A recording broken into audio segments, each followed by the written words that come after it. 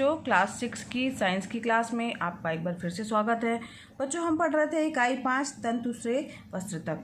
तो इसमें बच्चों हम लोगों ने सूती धागे से कताई के बारे में जान लिया था। आज हम पढ़ेंगे कि धागे से वस्त्र किस तरीके से बनता है। तो धागे से वस्त्र बनाने की कई विधियां हैं, उसमें से प्रमुख कौन सी है? बुनाई और बंधाई। तो बुनाई करके और बंधाई करके जो है वस्त्रों का निर्माण किया जाता है धागे से। तो बुनाई को हम देखते हैं बच्चों, कैसे बुनाई की प्रक्रिया की जाती है। बच्चों, आप लोगों ने मोटा सूती कपड़ा देखा होगा, दरी देखी होगी, जूट का बोरा देखा होगा, चटाई देखा होगा ना। तो इन सब पर आप गौर कीजिए कि इसमें क्या कोई समानता है। तो आप बच्चों एक समानता पाएंगे कि जो अगर हम उसको हैंड लेंस की सहायता से या बड़ा करके देखें या जूम करके देखें तो हमें एक समानता दिखेगी, या नॉर्मल आप देखेंगे तब भी आपको समझ में आएगा कि इसमें जो बुनाई की गई है वो आड़े व खड़े धागों पर की गई है। अब इसके लिए बच्चों ये देखिए, आपके सामने चित्र बना हुआ है जो कि बुनाई का है। इसमें जो है वो, अगर मान लीजिए आपको बुनाई की प्रक्रिया को समझना है तो अगर कोई कॉटन का कपड़ा है, उसकी पतली पतली आप पट्टियाँ काट लीजिए। पट्टियाँ जैसे ये दिख रही हैं, ये पट्टियाँ पतली पतली सी, तो पतली पतली से हमने पट्टियाँ काट ली। 2 कलर की आप पट्टी काटिए, ठीक। तो ये पतली पट्टियाँ जो है एक के समानांतर एक रखते गए, ठीक, बराबर में एक के समानांतर एक जो है जिस तरीके से चित्र में बनाया गया उस तरीके से रखते गए। अब इसके बाद क्या करना है बच्चों, जब ये बगल बगल में सारी पट्टियाँ रख दी, उसके बाद जो दूसरे कलर की पट्टी है उसे एक तरफ से, ध्यान दीजिए बच्चों, यहाँ ऊपर से हमने डाला है तो फिर नीचे से ऊपर निकालेंगे, फिर नीचे से डालेंगे, फिर ऊपर निकालेंगे, फिर ऊपर से नीचे डालेंगे, नीचे से ऊपर, इस तरीके से करते हुए जो ऊपर नीचे करते हुए एक पहली पट्टी हमने दूसरे कलर की डाली। यही प्रक्रिया बच्चों दूसरी पट्टी में भी करना है।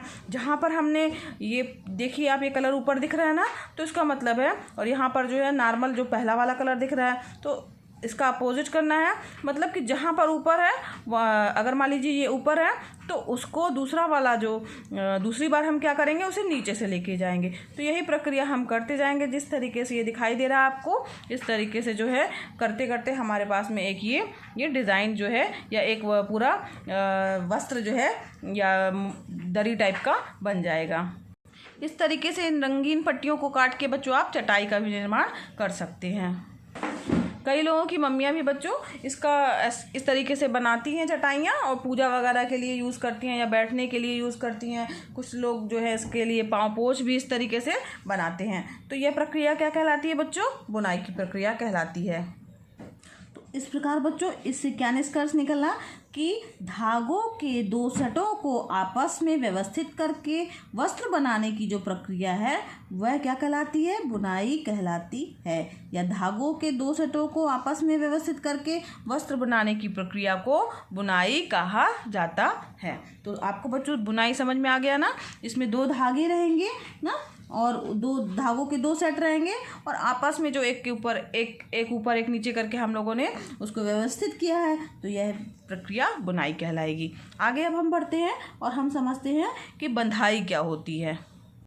बच्चों, गांवों में जो सूती वस्त्र होते हैं उनकी जो बुनाई होती है वो हथकरघा के द्वारा की जाती है। आप लोगों ने देखा होगा हथकरघा, तो वो उसी को हैंडलूम कहा जाता है, उसकी सहायता से की जाती है। जबकि बड़े बड़े स्तर पर या औद्योगिक स्तर पर जो है वस्त्रों की बुनाई करने के लिए बिजली से चलने वाली मशीनें होती हैं, या उनको करघा कहा जाता है, या पावर हैंडलूम जो है कहा जाता है, जो कि बिजली से चलते हैं। और अगर गांव है और वहाँ पर अगर ऐसी बड़ी बड़ी मशीनें नहीं है किसी के पास, तो बहुत सारे लोग जो है इसकी बुनाई जो है वो हथकरघे की सहायता से भी करते हैं। तो अब चलते हैं बच्चों बंधाई कि बंधाई कैसे की जाती है, बंधाई क्या होती है। तो बच्चों आप लोगों ने देखिए यहाँ बगल में एक चित्र बना हुआ है जो कि बंधाई का चित्र है। तो इसमें आप समझिए इसमें क्या कर रहे हैं। तो इस चित्र को देख करके आप समझ ही गए होंगे कि बंधाई क्या है। तो यहाँ पर देखिए एक लेडीज़ है, वो स्वेटर बुन रही है ना, यहाँ उनका गोला दिख रहा है और यहाँ पर जो है वो एक स्वेटर बनकर बना रही है। तो आप लोगों ने वैसे भी बच्चों अपनी मम्मी को, दादी को, नानी को जो है वो बुनाई करते हुए देखा होगा, स्वेटर को बुनते हुए देखा होगा ना। तो बुनाई करते समय क्या होता है कि 2 सलाइयों का प्रयोग किया जाता है। ये दिख रही है लंबी लंबी सी, ये क्या है? 2 सलाइयाँ हैं। तो इनकी सहायता से जो है वो धागों को बुना जाता है। तो यहाँ पर बच्चों ध्यान दीजिए, अब इसमें क्या होता है, इसे बंधाई क्यों कहा जाता है? तो इसमें क्या होता है बच्चों कि अगर हमने इसका एक धागा खींचा ना। आप इसकी स्वेटर अगर आप कहीं आप मान लीजिए कोई फंदा गड़बड़ हो गया है या कुछ भी हो गया है, तो आप देखते होंगे कि उसमें मम्मियाँ जो है वो एक धागा खींच करके पूरा स्वेटर जो खींचती जाती हैं, तो वो एक धागे से ही जो है, ये देखिए पूरा बुनाई जो हो रही, बंधाई हो रही है, वो पूरा एक धागे से हो रही है। तो जब भी हम उसका एक जो है धागा खींचेंगे तो पूरा वस्त्र धीरे धीरे करके क्या है, उधड़ता चला जाएगा या खिंचता चला जाएगा। तो एकल धागे से वस्त्र बनाने की प्रक्रिया क्या कहलाएगी, बंधाई। ठीक है, इसमें क्या जो धागा होगा वो एक ही धागा है, देखिए एक ही धागे को आगे बढ़ाते बढ़ाते बुना जा रहा है, इसमें दो धागे की आवश्यकता नहीं है।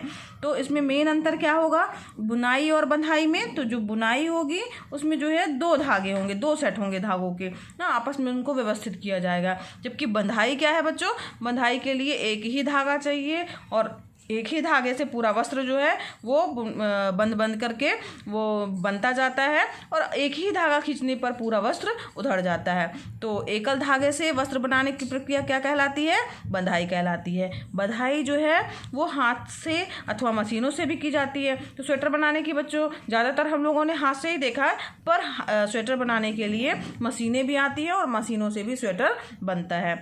तो बुनाई तथा बंधाई की प्रक्रिया द्वारा विभिन्न प्रकार के धागों से विविध प्रकार के वस्त्र बनाए जाते हैं। तो धागे से वस्त्र किस तरीके से बनाए जाते हैं, उनकी जो दो प्रमुख विधियां थी बुनाई और बंधाई, ये हम लोगों ने जान लिया और इसमें अंतर भी समझ लिया। ठीक है, तो आप भूलिएगा नहीं बच्चों, बंधाई जो है वो केवल एकल धागे से होती है और बुनाई के लिए दो धागे जो है, धागे जो रहते हैं वो दो सेट में हमें व्यवस्थित करने पड़ते हैं।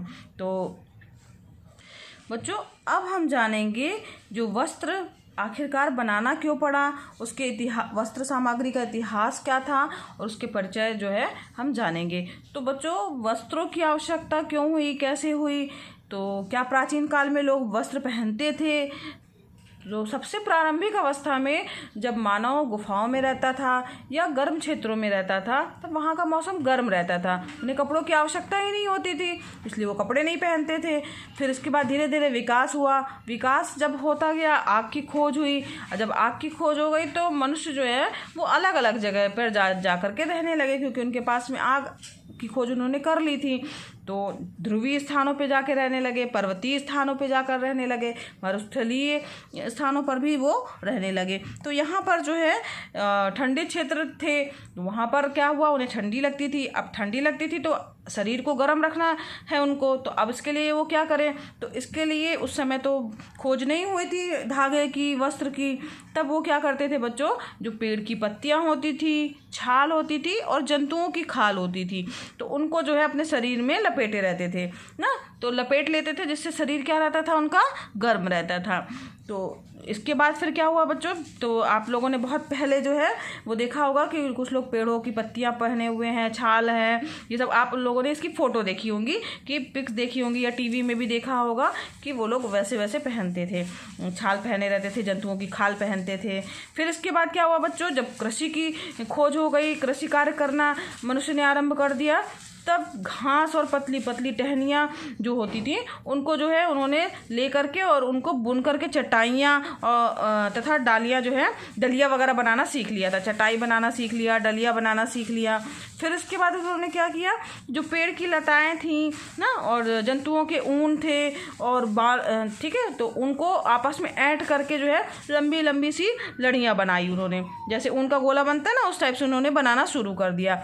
अब फिर उसके बाद जो है उनको बुनाई करने लगे और उसके बाद जो है वो उससे जो है वस्त्र बनाने लगे।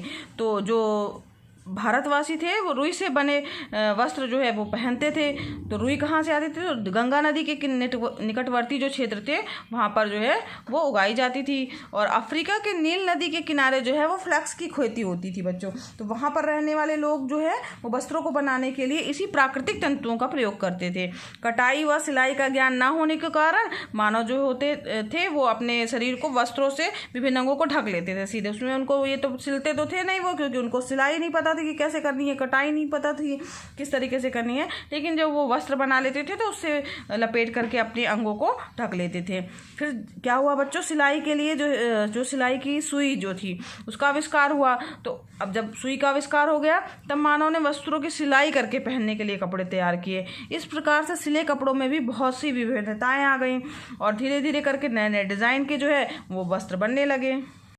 कई बच्चों वस्त्र ऐसे भी हैं जिनका उपयोग जो अभी भी हम कर रहे हैं वो भी बिना सिले हुए। जैसे अब ऐसे कौन से वस्त्र हो सकते हैं, सोचिए ज़रा।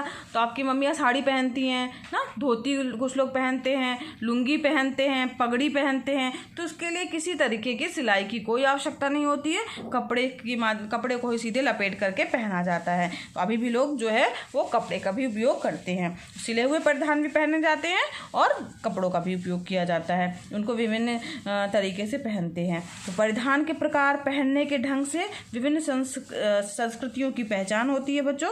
और आधुनिक वैश्वीकरण के दौर के संदर्भ में सभी संस्कृतियों का आपस में मिलन हो रहा है। यानी लोग जो है एक दूसरी जगह की संस्कृतियों के माध्यम से देखते हैं कि यहाँ पर ये फैशन चल रहा है तो उसके कपड़े जो है दूसरी जगह के लोग भी पहनने लगते हैं, खरीदने लगते हैं।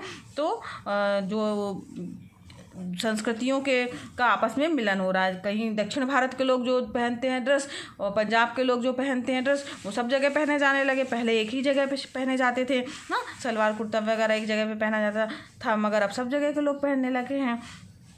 तो इस प्रकार से बच्चों ये इस वस्त्र का क्या इतिहास था ये आज हम लोगों ने जान लिया। तो बच्चों आज ही हमारा चैप्टर यहीं पर ख़त्म हुआ और कल के वीडियो में बच्चों हम अभ्यास के प्रश्नों को हल करेंगे।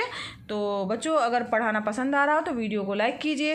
अगर आपने अभी तक मेरे चैनल को सब्सक्राइब नहीं किया है तो सब्सक्राइब कीजिए और साथ ही बच्चों दूसरे बच्चों को शेयर भी कीजिए। आप भी इसका लाभ लीजिए और दूसरे बच्चों को भी प्रेरित कीजिए। धन्यवाद बच्चों, मिलते हैं नेक्स्ट वीडियो क्लास में।